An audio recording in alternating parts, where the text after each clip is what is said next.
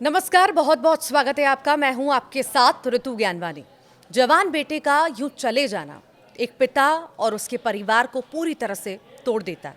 और बेटा अगर लायक हो, राजा की तरह हो, दुलारा हो, घर में सबसे छोटा हो, जिसे सब बहुत प्यार करते हैं, तो उसकी याद हर पल सताती है।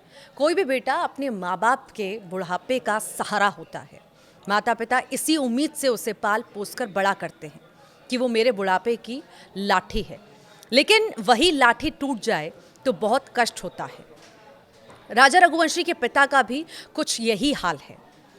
बात बात पर बेटे को याद करना, फिर फफक फफक कर रो देना, उसके बाद घंटों उदास होकर गुमसुम से बैठ जाना। अब राजा के पिता का कुछ यही हाल है। कहते हैं वक्त के साथ हर जख्म भर जाते हैं, लेकिन राजा एक ऐसा जख्म देकर गया है जो कभी नहीं भरने वाला। राजा रघुवंशी की 13वीं के दिन उनके उदास पिता अपने बेटे को याद कर भावुक हो गए और रोने लगे। वो कहते हैं जब से राजा इस दुनिया में नहीं है, एक दिन भी वो सोए नहीं। आज भी पूरी रात बेचैन रहे, करवट बदलते रहे, राजा की याद में छुप छुप कर रोते रहे। वो कहते हैं कि लगता नहीं कि राजा इस दुनिया में रहे हैं।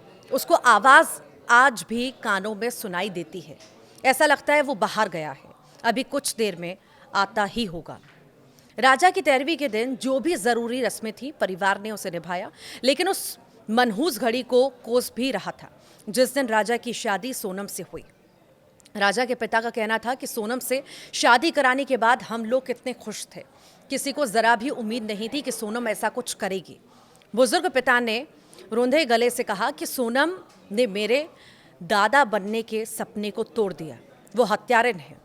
उसने मेरे हंसते खेलते परिवार को उजाड़ दिया। उसने राजा की हत्या की। राजा के पिता ने सोनम को कड़ी से कड़ी सज़ा देने की भी मांग की। उनका कहना था कि सोनम को काला पानी की सज़ा दो। अभी वो महज 25 साल की है। उसे सज़ा भी करेंगे तो वो 40 साल में जेल से छूटकर वापस आ जाएगी और फिर दूसरे किसी बेगुनाह का कत्ल करेगी। इसीलिए उसे ऐसी सज़ा दो कि जो मिसाल बने। राजा के पिता ने कहा कि सोनम से जुड़ी सारी यादों को घर से हटा दिया गया, उसका सामान फेंक दिया गया। बार बार राजा की याद आती है और वो यकीन तक नहीं कर पाते कि राजा अब इस दुनिया में नहीं। राजा के पिता ने इसके लिए सोनम के परिवार को भी जिम्मेदार ठहराया। उन्होंने कहा कि सब कुछ उन लोगों की जानकारी में था। घर के बच्चों को संस्कार कैसे देना होता है, ये काफ़ी हद तक परिवार पर निर्भर करता है। इधर राजा की 13वीं के दिन पूरा परिवार गमज़दा था। राजा को याद कर कई बार भावुक हो जाते तो कई बार गुस्से से लाल भी नजर आते।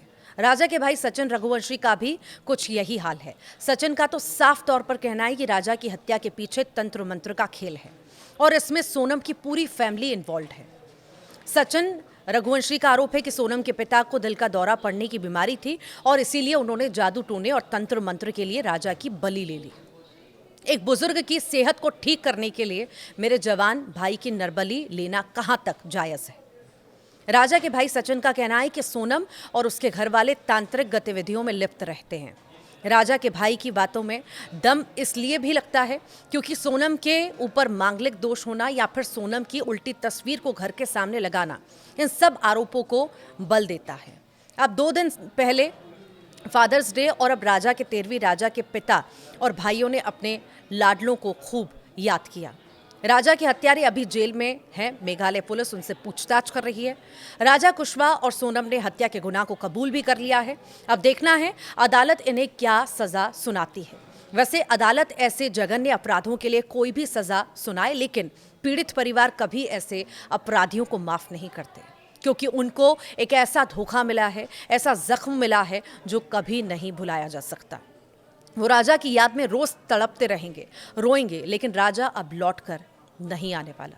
केवल रह जाएगी तो बस उसकी यादें।